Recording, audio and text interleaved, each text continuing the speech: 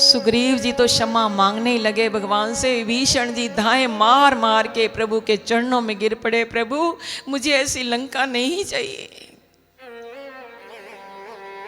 जिसके लिए आपको इतनी बड़ी कुर्बानी करनी पड़े। मैंने तो लंका का राजा बनने की कभी इच्छा ही नहीं की, पर हमारे ठाकुर का एक नाम है अंतर्यामी। तू कहे ना कहे, भगवान जानते हैं कि तूने एक बार कभी इच्छा की होगी लंका का राजा बनने की, ऐसे तो प्रभु ने नहीं दिया। मुझे अपने चरणों की प्रेमा भक्ति दो प्रभु, मुझे ये लंका नहीं चाहिए, ये लंका रावण को ही दे दो।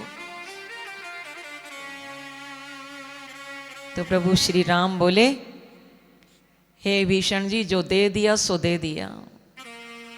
इसके साथ साथ भगवान ने विभीषण जी को अमरता का वरदान दिया। विभीषण जी मरे नहीं हैं, विभीषण जी को लेके नहीं गए थे भगवान। विभीषण जी चिरंजीवी हैं, आज भी हैं। जैसे हनुमान जी चिरंजीवी, ऐसे विभीषण जी का नाम भी आता है। 8 चिरंजीवियों में इनका नाम भी आता है। अटल तेरा राज्य होगा लंका पर। कुछ लोगों ने सोचा कि लंका तो जल गई थी, फिर विभीषण जी को कौन सी लंका मिली। तो प्रभु श्री राम ने यह वरदान दिया है, विभीषण जी जब तुम लंका पर राज करोगे तो लंका फिर से सोने की बन जाएगी, पूरा वैभव फिर से तुम्हारी लंका में आ जाएगा। वाह, तुमरो मंत्र विभीषण माना, तुमरो मंत्र विभीषण माना।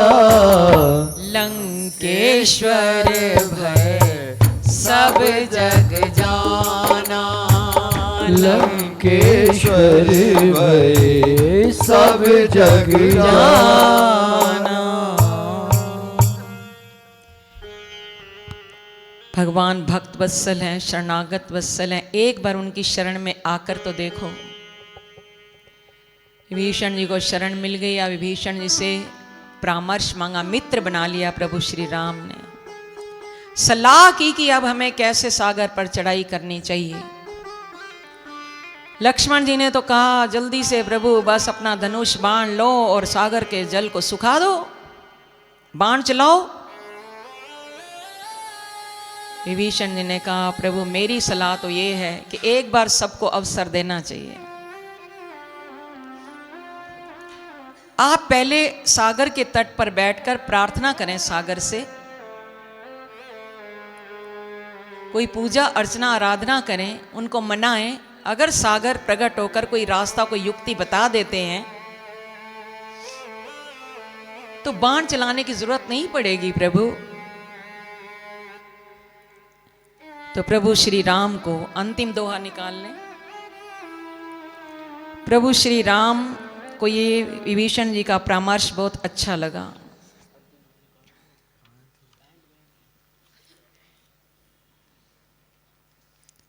अस कई रघुपति चाप चढ़ावा, ये मत लक्ष्मण के मन भावा। ये तो बात की बात है, सिर्फ लास्ट दोहा पढ़ लेंगे बस।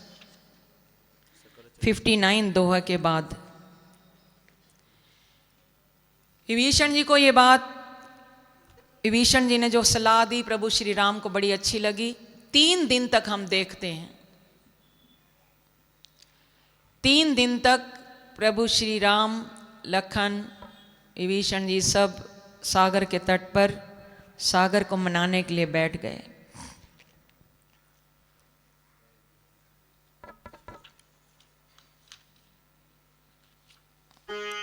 तो 3 दिन बीत गए और अभी तक सागर का कुछ पता नहीं, बाहर नहीं आए, कोई रास्ता नहीं पता लग रहा। 59 दोहा। सुनत विनीत वचन अति, कै कृपाल मुस्काई। जय विधि उतरे कपि कटु, तात सुख उपाय। सियावर राम जय जय राम, मेरे प्रभु राम जय जय राम। 3 दिन के बाद जब 3 दिन बीत गए, सागर अभी आए नहीं, तो तब प्रभु श्री राम को थोड़ा क्रोध आया। लक्ष्मण जी से कहा, लाओ लक्ष्मण मेरा धनुष बाण लेकर आओ। अस कई रघुपति चाप चढ़ावा, ये मत लक्ष्मण के मन भावा। अब लक्ष्मण जी को ये बात बड़ी अच्छी लगी। जैसे बाण चलाया, बाण धनुष से निकाला, बाण चलाने की तैयारी की। प्रभु श्री राम ने बाण चलाना शुरू किया तो सागर रत्नों के थाल सजाकर, मणियों के थाल सजाकर, मोतियों के थाल सजाकर सागर उसी समय एक मानव का शरीर धारण करके प्रकट हो जाते हैं। चरणों में गिर पड़े, प्रभु मुझे क्षमा करें, क्षमा करें, क्षमा करें। हमारा तो स्वभाव ही आपने ऐसा बनाया है। एक चौपाई का इसमें बड़ा बखेड़ा, संसार में पूरे हमारे भारत में कई जगह इस चौपाई की चर्चा आई। ढोल गवान शूद्र पशु नारी, सकल ताड़ना के अधिकार। क्योंकि वो ताड़ना शब्द का अर्थ ही नहीं जानते हैं। ताड़ना का अर्थ मारना नहीं है। यहाँ इसकी चौपाई की व्याख्या तो जब आएगी तब करेंगे, फिर भी थोड़ा सा संकेत आपको कर रहे हैं कि ताड़ना शब्द का यहाँ अर्थ है शिक्षा। चाहे ढोलक है, ढोल बजाओगे नहीं उसको, यहाँ बजाना है ताड़ना का अर्थ। पढ़ाओगे नहीं उसको, कैसे बजेगी, ताल बिगड़ जाएगा। ढोल गंवार, किसी को कुछ समझ नहीं है, उसको शिक्षा का वो अधिकारी है, उसको प्यार से समझाइए। गांव का गवार है, वो भी समझ जाएगा। शूद्र, पशु नारी, चाहे शूद्र है, पशु है, ये सब शिक्षा के अधिकारी हैं। इनको समझाया जा सकता है। नारी की शिक्षा के अधिकारिणी है। कल को लोग ये ना कहें कि ये तो नारी जाति है, इसको स्कूल में नहीं भेजना। इसलिए तो जगह जगह लिखा होता है, लड़की बचाओ, कन्या बचाओ और कन्या पढ़ाओ, बेटी बचाओ, बेटी पढ़ाओ। ये शिक्षा के अधिकारी हैं सब। तो हमारा स्वभाव तो जड़ स्वरूप ऐसा करने का। मुझसे बहुत बड़ी गलती हो गई, बहुत बड़ा अपराध हो गया, मुझे आने में विलंब हो गया। प्रभु मुझे जो सजा देनी है आप दीजिए, पर कोमल चित्त हैं प्रभु। अब इस बाण को कहाँ छोड़ूं, सागर से पूछा। सागर की विनीत प्रार्थना सुनकर प्रभु प्रसन्न हो गए। बोले उत्तर दिशा की ओर कुछ राक्षस रहते हैं, ये वहां छोड़ दीजिए, उन राक्षसों का वध हो जाएगा। श्री राम ने सागर के ऐसे विनीत वचन सुने तो वानर की सेना सागर से कैसे पार जाए, इसकी युक्ति कोई है तो हमें बताओ। संक्षेप में बता रहे हैं आपको कि बड़ी भाग रही है। नाथ नील नल कपी दो भाई, चौपाई पढ़े। नाथ नील नल कपी दो भाई, नाथ नील नल कपि दो भाई। लड़काई ऋषि आशीष पाई, लड़काई ऋषि आशीष पाई। तिनके परस किए गिरि भारे, तिनके बरस किए गिरि भारे। करहीं जल्दी परताप तुम्हारे, करहि जल्दी प्रताप तुम्हारे। मैं पुनि उर्धई प्रभु प्रभुताई, मैं पुनि उर्धरि प्रभु प्रभुताई। करहूं बल अनुमान सहाई, करहु बल अनुमान सहाई। हे विधिनाथ पयोधि बंधाइया, हे विधुनाथ पयोधि बधाइया। जय ये सुज सुलोक त्यों गाइया, जय सुज सुलोक त्यु गाइया। हे सरमम उत्तर तटवासी, हे सर्वम उत्तर तटवासी। हतु नाथ खल नर अगरासी, अतुनाथ खल नर अघरासी। सुनि कृपाल सागर मन पीरा, कृपाल सागर मन पीरा।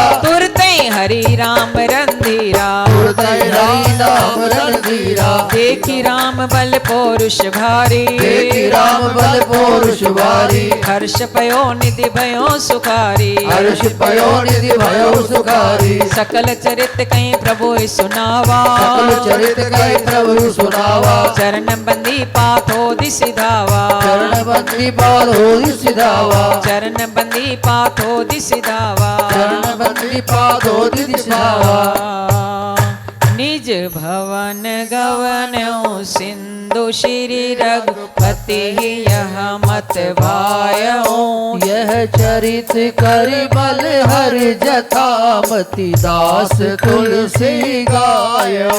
सुख भवन संशय समन दवन विषाद रघुपति गुण गना। अज सकल आस भरोस गावै सुनहि संतत सठ मना। सकल सुमंगल दायक रघुनायक गुण गान।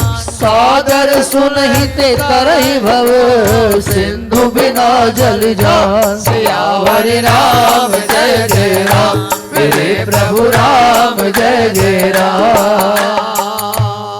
सागर ने युक्ति बता दी कि आपके इसी वानर दल में हे प्रभु नल और नील नाम के दो वानर हैं, जिनको ऋषियों का श्राप था कि जो भी वो कुछ जल में नदी में कुछ डालेंगे, सागर में डालेंगे, वो डूबेगा नहीं, तैर जाएगा।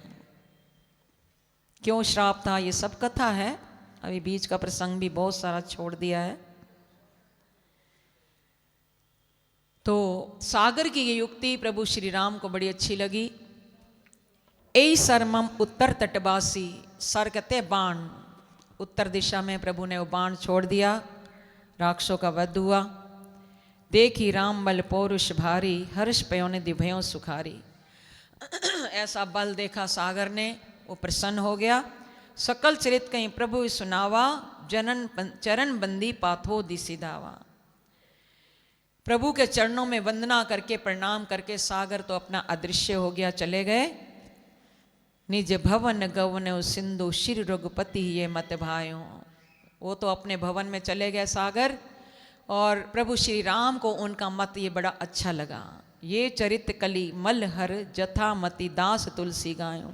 तुलसीदास जी कहते हैं कि ये कलयुग में पापों का हरण करने वाला ये सारा सुमंगल गान है। श्री राम का जो चरित्र है कलयुग के पापों को हरने वाला है।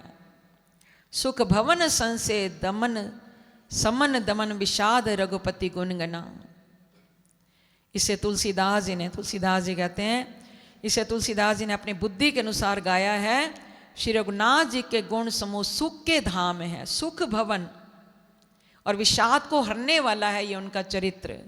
तजी सकल आस भरोस गावे सुने संतत सठ मना। हे मूर्ख मन, तू संसार का सब आशा भरोसा त्याग कर और निरंतर श्री राम के चरित्र को गा और सुन, गा और सुन। तजी सकल आस भरोस गावे सुने संतत सठ मना। क्यों गा और सुन? क्योंकि सकल सुमंगल दायक, ये सारे सुमंगल देने वाला है। ये जो आपने सुंदरकांड का पाठ सुना है, यही तो प्रभु का गुणगान है, यही प्रभु की महिमा, यही प्रभु का चरित्र है, यही जो उनका गुणगान है। सकल सुमंगलदायक, सारे सुमंगलों को देने वाला है। रघुनायक गुणगान, रघुनायक का ये गुणगान जो भी गाएगा उसका मंगल ही मंगल। मंगल क्या? सुमंगल होगा। सुमंगल का अर्थ है सारे मंगल ही मंगल होंगे। सादर सुनी तेतरी भव सिंधु बिना जल जान। जो इस चरित्र को सादर सहित यानी श्रद्धा सहित सुनेगा, गाएगा, ते तरे भव सिंधु बिना जल जान। इस भव सागर से बिना जहाज के वो भव सागर पार हो जाएगा, भव सागर पार हो जाएगा। जय श्री राम, जय श्री राम। बोला रुद्रावतार श्री हनुमान जी महाराज की जय हो।